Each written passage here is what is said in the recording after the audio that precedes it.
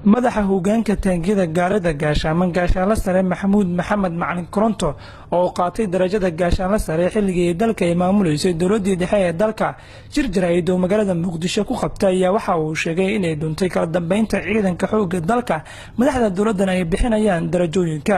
baryahan shan u socda hogaamadaas oo ka kooban 7 hoggaan inkastoo maanta ay garbeega fadhiin haddana go'aansadeen inaan u hadlaaniyo sheegana mataqaanaa waacyiga meeshuu marayo maanta iyo waxbaa socda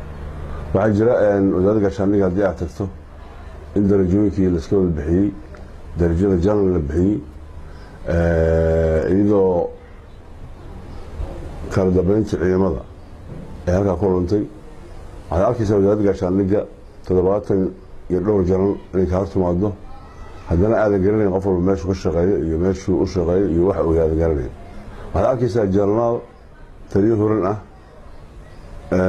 rankii ciidankan aan ku jirin taliyo horan inuu janan noqdaa waxaad arkaysaa ciidamadu waxay u kala dambeeyaan habka oo ixtiraamka oo disciplineka ay salaan ku kala qaataan cid salaan aad siiso iyo cid 70 sarkaal oo janan u badan oo aan amar kala qaadanayn oo salaan issiinayn markaas halkaas waxaa ka maqan in kala dambeynta u dhuntay waxaad arkaysaa madax hoggaan oo gaashaano sare ah nin ku-xigeen ku ahna uu yahay janaraal waxaa ka mid ah madax hoggaanka saraakiisha ciidamada maalin dhowt waxaa dhacday in lasoo magacaabay nin kale oo janaraal ah oo ku-xigeen isagoo ah haddana wax lala yaabay noqotay nin gaashaano sare ah oo fuul colonel ah in janaraal ciidamada ah uu ku-xigeen u noqdaa waxaa jira taas waxay sababaysaa burburka ciidamada inuu bilow iyo taa u yahay kadib waxaa la ogaaday in madax hoggaanka uu yahay colonel waxaa la yidhi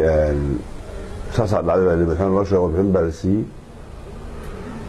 kadib madaxweyne wuxuu taagaya maxaa ka dhiman isaga oo hadda aan ku samaynaa hal xadigaa ka dhimana janan ka dhigtay jan hal noqdo janan loo soo leeyahay marka habkaas wax lagu dhiibaya darajooyinka waxay keentay qarrabaad waxaa kaloo qarrabaad keentay ciidamadii markii lagu aaminay taliyii hore ciidamada mudane daaran la qarsho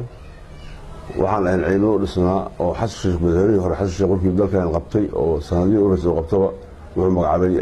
taliye ciidankaas oo loo isticmaalay burburinta ciidankii waa burburay markii imaanayeen madaxweynaha iyo taliyaha cusubba ciidanku wuxuu ka koobnaa guutooyin gaasas ururo iyo hormo ka koobnaa maanta waxaan taaganahay inaanan lahayn guutooyin iyo gaasas iyo ciidamo qayb un baa jirta bis